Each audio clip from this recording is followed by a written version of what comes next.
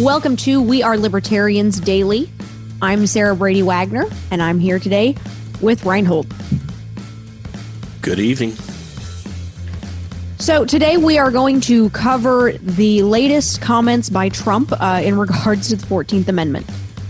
So a couple of days ago, Trump made a statement kind of out of nowhere that he plans to end birthright citizenship and is going to do so by executive order. And the funny thing is that wasn't announced. He didn't seem to plan to want to announce it. It sort of leaked, and he was hit by it in an interview. And I'm wondering if he was trying to position it to be sooner to Election Day than it was, or if it was just an organized leak and he was pretending. Well, now that we all know, generally the initial response has basically been he can't do that because of the 14th Amendment. So we want to sit down today and discuss what does the 14th Amendment actually say and what are the arguments kind of behind each side. So, Rhinehold, do you have the text of the amendment in front of you by any chance? I do have the text of the amendment in front of me. Let me see here. So it's section 1 of the amendment that was passed in 1789. It said, all persons born or naturalized in the United States and subject to the jurisdiction thereof are citizens of the United States and of the state wherein they reside. No state shall make or enforce any law which shall abridge the privileges or immunities of citizens of the United States, nor shall any state deprive any person of life, liberty, or property without the due process of law, nor deny to any person within its jurisdiction the equal protection of the laws. Well, that certainly seems pretty cut and dry, but I see 3 more sections to this law, so please tell me it gets more complicated. Actually, the rest of these sections do not involve immigration or statehood or anything like that. It's more about representation and how representation is going to be appointed and those sorts of things. Okay, so really the entire argument is just about that one paragraph, which, again, it seems pretty straightforward, and it has historically been interpreted to mean that anyone born on U.S. soil is subject to U.S. jurisdiction and therefore automatically a United States citizen. One of the comments that Trump made was that we're the only country in the world that does this, which is not accurate. There are several countries that offer birthright citizenship. There are almost 40, I think. I think 38 was the number I saw. Right. So it's certainly not just an American concept, but it has been a respected concept in American law since the amendment was passed, since 1869. So the argument coming from Republicans that I've heard in how this could theoretically be justified is that we've never had a court ruling on the exact interpretation of the 14th Amendment, specifically in how to interpret the part that clarifies those who are subject to the jurisdiction of. Right. Well, there was a case about 20 or 30 years after the amendment was put in place. So in 1882, for the first time, the United States was given the power to control immigration, because until that time, they did not have anything to say about immigration. And what they did was they put in a protection against Chinese immigration. So would it be fair to say that when this amendment was written, there wasn't really a concept of legal or illegal immigration? There was not. I mean, there was not federally.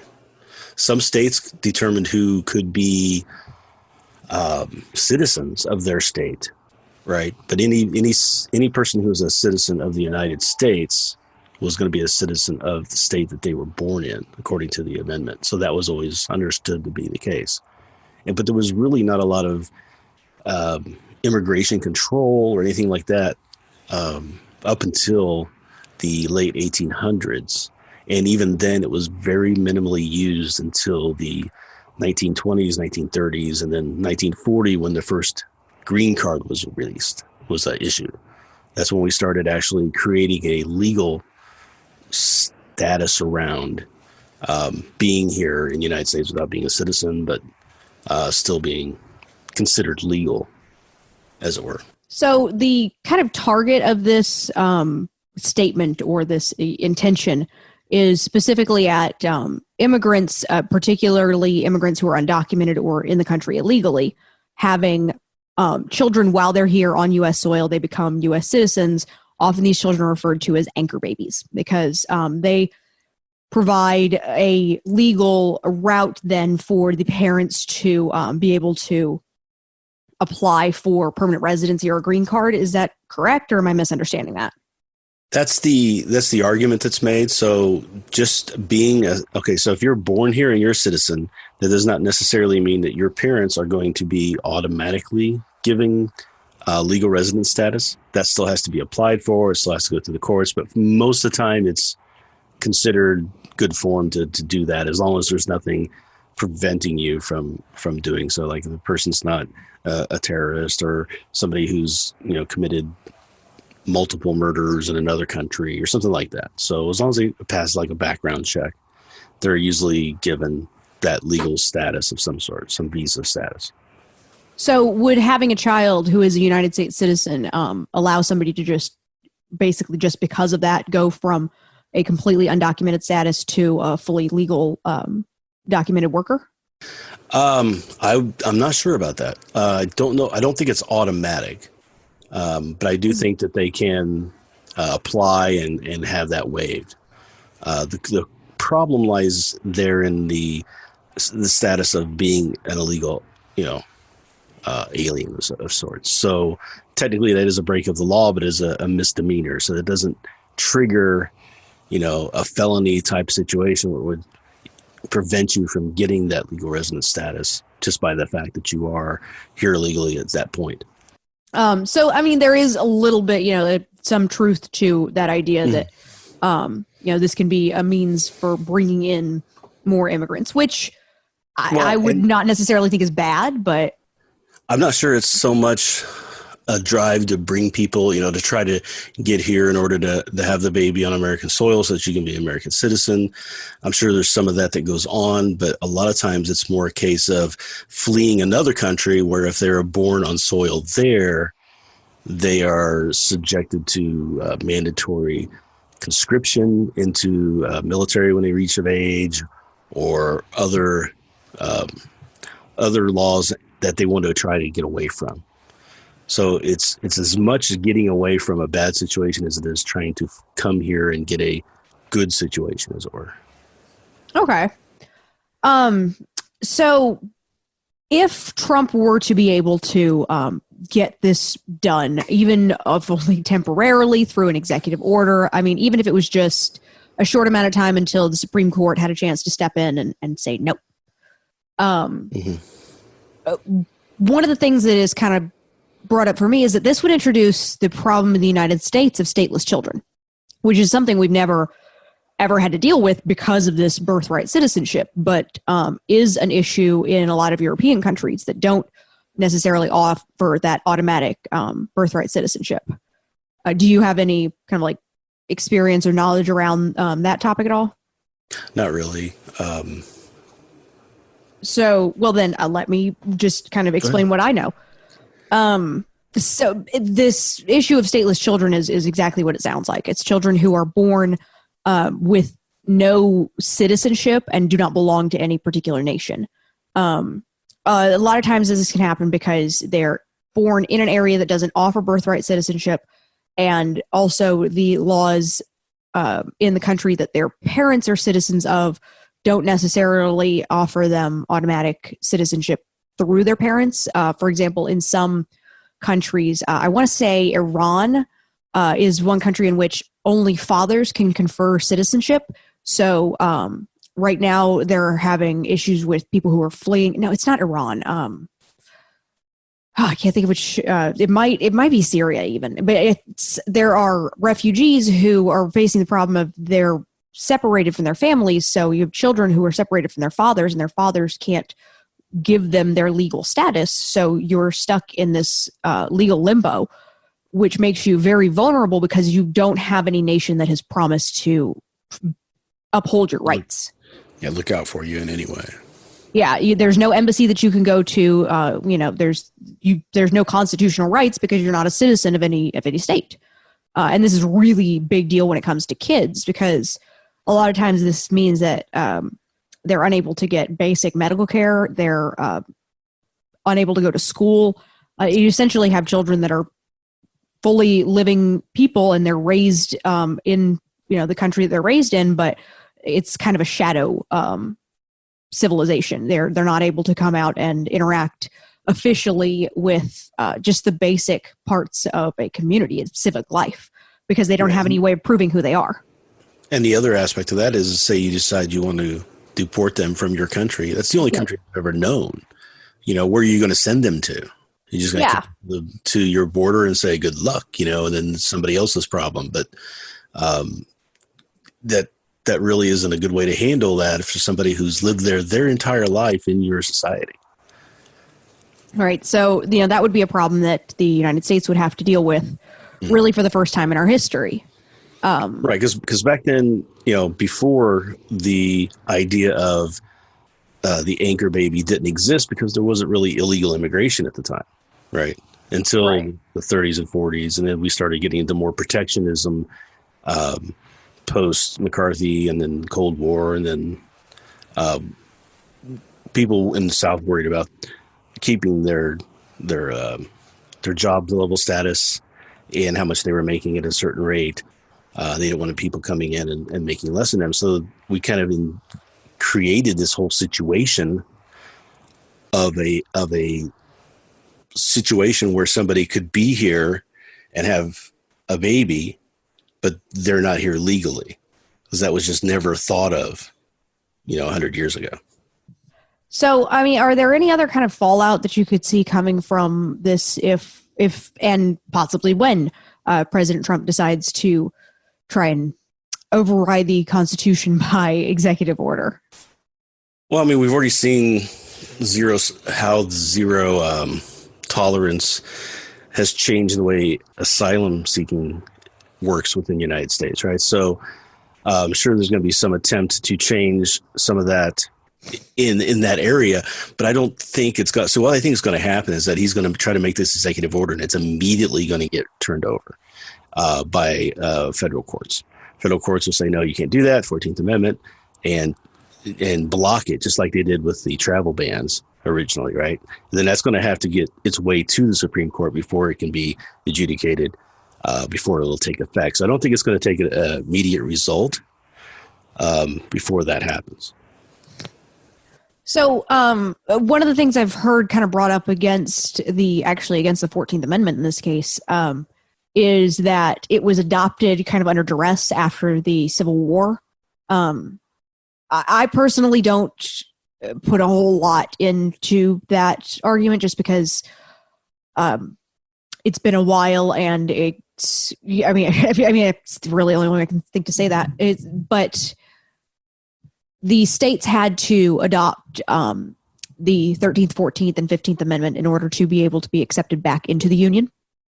And I've heard several people make the argument that basically equates to it being done under duress, and that the amendments were not carefully worded enough and should be reconsidered even, which, goes down a whole let's re-amend the Constitution.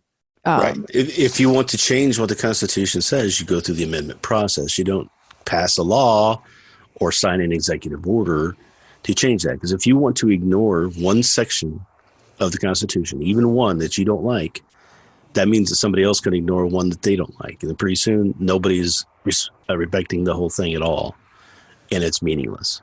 Right. It's also interesting to see the rhetoric so quickly switch. We heard for several years about Obama trying to rule with his pen. Yeah. And now we have Trump, who's happy to step behind him. He even, I have the quote in wonderful Trumpian glory. It was always told to me that you need a constitutional amendment. Guess what? You don't. You can definitely do it with an act of Congress, but now they're saying I can just do it with an executive order. So says the lawyers that he's paid to recommend that to him. Right. So yeah, he's got, just like there were Bush lawyers who explained how um, the spying was constitutional or torture was fine as long as they did these rules and followed these things. And it wasn't. And we all know it wasn't, but that's what their lawyers were pushing through. They were going to make the argument, right? And that's what is the unfortunate thing about this, is that the majority of lawyers are probably looking at that going, no, there's no way. Based off case history, based off what it says, based off the last 150, 200 years, this isn't what was meant by that. So what about the idea of actually having a test legislation? So I know Paul Ryan has come forward and said, basically, this is ridiculous. You can't do this. But let's go into alternate universe and say there's a Republican majority. What if they did decide to draft and pass legislation that says citizenship is limited to individuals with at least one citizen parent? Well, that's the ironic thing, is that there is a Republican majority, and this would be the time they'd want to be doing that, I would think. But the problem is that still violates. I mean, no Congress is able to pass a law that states anything different than what is given in the Constitution. And it's very clear that it says will not deny any person. It's regardless of what class that they are, right? I mean, that's the thing. It doesn't matter. No person shall be denied that. So it really comes down to jurisdiction, which I know you and I kind of agree on the argument that when we're speaking specifically about a group here of illegal immigrants, in order for them to be considered part of that group, they're by definition under the jurisdiction of the United States without the necessary documentation. And that's why we exercise our authority to say, okay, we can deport you. Right. It's kind of difficult to make the argument that we can deport you, but you're not under our jurisdiction. I mean, that seems kind of counter to the whole argument of saying that jurisdiction matters. Well, if you can tell me I can't be here, then I'm under your jurisdiction at that point, aren't I not? It just seems kind of counterintuitive to me. Yeah, the jurisdiction really only allows for the exception of foreign diplomats, which are extended, diplomatic immunity, and those who are explicitly right, people who are explicitly under the jurisdiction of another state. Exactly. And the funny thing is, too, is a lot of the same people who are currently right now trying to say that this is something that should be implemented are most likely fourth generation immigrants who came in and were here under those same basically ways of getting here, right? So they came across in a caravan, which was on a boat. They were led into the United States as asylum or just immigration in without any thought that they were considered illegal to be here, right? So they didn't have to have documentation proving anything. They didn't have to have a green card, didn't have any of that.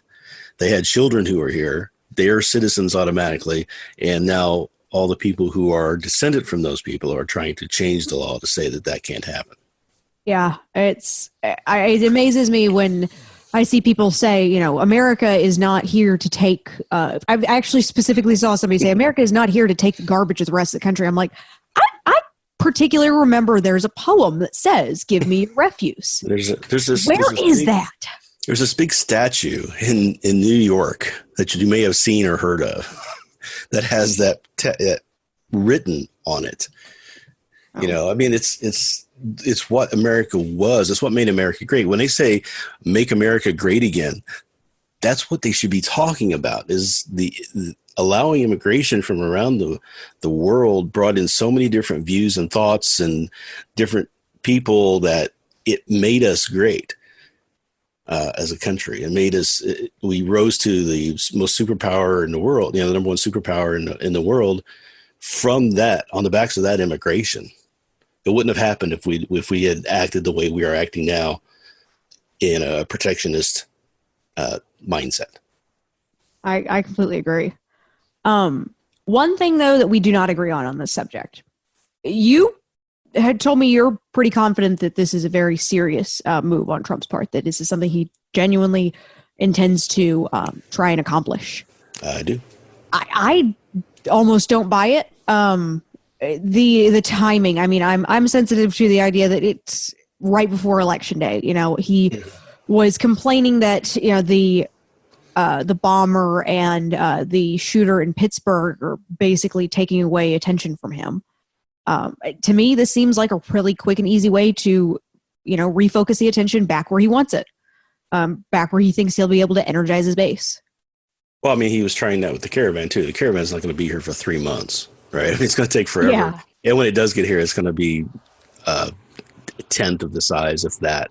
And we were taking in, 5,000 to 10,000 people a day through Ellis Island. And 100 years ago, I think we could handle, a few people coming to the border. But he wanted to make it a big deal, and that's why he pushed that. So now, I mean, it's conceivable that the leak that happened under their direction. That happens a lot with leaks, where someone said, "Hey, go leak this to the press, and then we'll get it out there, but don't let it know it came from us." So that's very possible that that's what he did. But I still think he's serious about it. I think it's something he's been trying to work on for some time, because it fits in with a lot of the other policies and plans that he's stated before. Either way, it certainly has got everyone talking about the subject. And so I'm hoping that this starts to turn people around to say, hey, maybe we're going a little too far on this immigration thing, right? Because I hear a lot of times people say, I'm for legal immigration. I just don't want illegal immigration. I'm like, well, when you make the laws so arduous that you can't follow them, then you're going to end up creating the very prohibition-y black market environment that we complain about with we complain about with alcohol. We complain about with drugs today. I mean, it's the same things happening here. When we didn't have these laws, everybody was here. There was no issue. There was no illegal immigration. People want to come here. They just don't, if you make it impossible, they'll find a way in. So try not to make it so impossible. Treat them with respect. Let them come and let them be part of your society. And they're going to be more likely to follow your rules and laws and what you have in place, because they're appreciative of that being given to them, as opposed to them feeling like they have to sneak in and take it. Yeah, it's really kind of a double standard that we put up, that we make the process of legal immigration, especially for what are considered lower skilled immigrants, which ironically are the ones that we think of very quickly when we think of immigrants. You think of those who are coming here because they don't have a great life in their own country and they want a better life for their children, and they're willing to do whatever job that they can get. And we have those jobs, and we have them. We'll even have them under the table and happily give them to undocumented workers who are willing to take them, partially because American citizens don't seem to want those jobs a lot of times. And the other thing, too, is that people seem to think that immigration law is one thing when it's not. It's actually a lot of different other things than they're imagining. So right now, to get in here from, let's say, India, and you're a pretty high-level smart person, tech guy who wants to come over here and start working for a Microsoft or a Google or something like that, right? It's to the point now where that's almost a decade-long waiting list. Wow. Right? There are countries where it is not legal to immigrate here from, no matter what. You can seek asylum, but that's it. And seeking asylum is not guaranteed or written in stone, because they keep ratcheting down what constitutes the situation for you to be able to even apply for asylum. So Jeff Sessions went out and said, if you're escaping criminality, like a very horrible criminal situation, that's not good enough, right?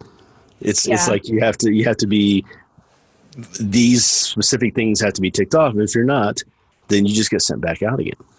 You just get denied the asylum. It happened in the 90s, and before that with the so we had the Vietnamese boat people that came over, and there was a big hue and cry against that. There was the Haitians that were coming in, and Clinton ran on changing the Bush policy on the Haitian asylum seekers to say, we're going to let the Haitians in.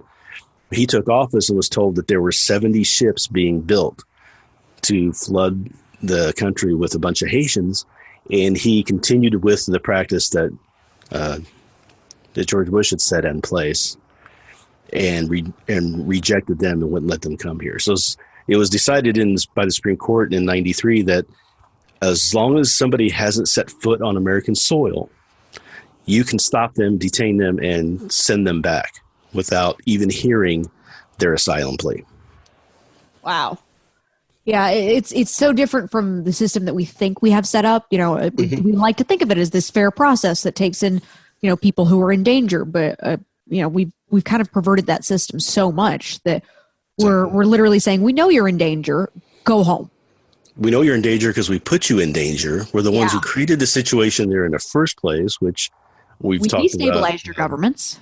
Yeah, and so now you're seeking asylum, and a lot of people are like, well, why don't they just seek asylum to Mexico? Well, a lot of people in the caravan that are on their way up here have done that. Yeah. This whole idea that these people in the caravan were coming to flood the border and come across illegally, and that was never their intention. Their intention was to apply for asylum when they got here. So everything they had done up to that point was completely legal for U.S. law. I've also seen a lot of claims that you can apply for asylum at an embassy. You cannot. Yeah, that's not how that works. You have to be on U.S. soil in order to apply for asylum in the U.S. Correct. So I guess, are there any final thoughts on the subject, on the 14th Amendment? Anything that you absolutely want to say? I think that the argument that they're trying to make is spurious and based off of a quote by the author that has been misinterpreted to seem to mean what they think it means. Do you have that quote by any chance? I do have the quote. Let me take a second because this page is being very, very slow. Technology. Yeah. It's Forbes is where I'm getting it from. So for some reason, they just don't like to respond to the clicks on the screen. But okay, so this person was Senator Jacob Howard, right? When he signed this in place, right? He put this out. He had written somewhere, and I just had it, and I have to get back to it, that of course he didn't mean for this to apply to foreigners, illegals, or foreigners, aliens who were here as foreign dignitaries and ambassadors, right? It says this will not, of course, include persons born in the United States who are foreigners, aliens who belong to families of ambassadors or foreign ministers accredited to the government of the United States, but will include every other class of person. And they leave out that every other class of person. So when you read this with the commas, if you read it the right way, you can try to say he's saying foreigners or aliens or who belong to or people who belong to the families of ambassadors or foreign ministers, right? But that's not how it's written.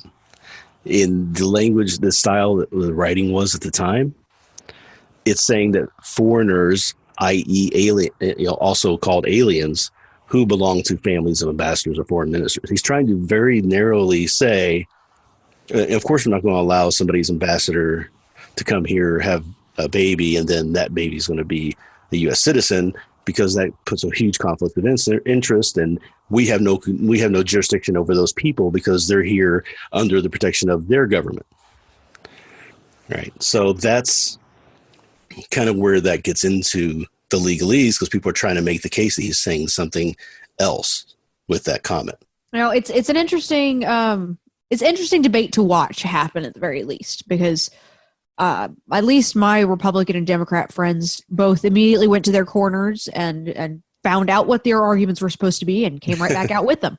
Got their talking points. Yeah.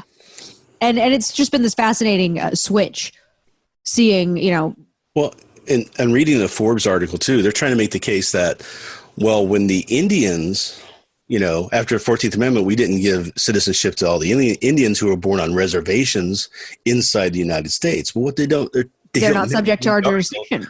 Yeah, what they don't mention in the article is that technically those reservations are not part of the United States. It's their own sovereign country in there. Now, they are given the opportunity to become citizens if they leave the reservation and apply, they get citizenship. For it's guaranteed under a later law, but they're still that's not the same thing as what they're trying to make it seem like it means. Right. Because they're leaving out that convenient little fact that the reason why they didn't get citizenship was because it technically wasn't part of the United States, even though it was inside the continental lines. If nothing else, this will certainly give plenty of talking points to get us through Tuesday and through this wonderful midterm election. So, right. I mean, it gets the bases out, hopefully, for whoever wants this to be part of that. And, whether it's a blue wave or it's a Trump defense or a seawall or whatever it is, it's going to be what it is. Gold rush. Let's have a gold rush. I would love a gold rush. I just don't. I see us making inroads, but I don't see too many wins on the table. But I still think that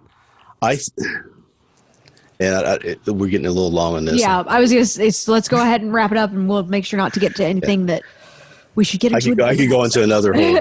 I was getting ready to go off on a little tangent, but no, that's really all I think is going to happen is that he's going to try this. It's going to be put out there as legislation. It's going to be immediately slapped down and rejected. It's going to get appealed. It's going to go to the Supreme Court, and they're going to have to rule on it. And I just think that he's feeling confident that he can get it through because he just put 2 Supreme Court justices on the bench, and he thinks that they're going to rule his way. Well, if you feel like you have learned something from this episode, be sure to subscribe to We Are Libertarians. Be sure to check us out on Facebook and join our Discord chat and get hooked into all of our social medias at wearelibertarians.com.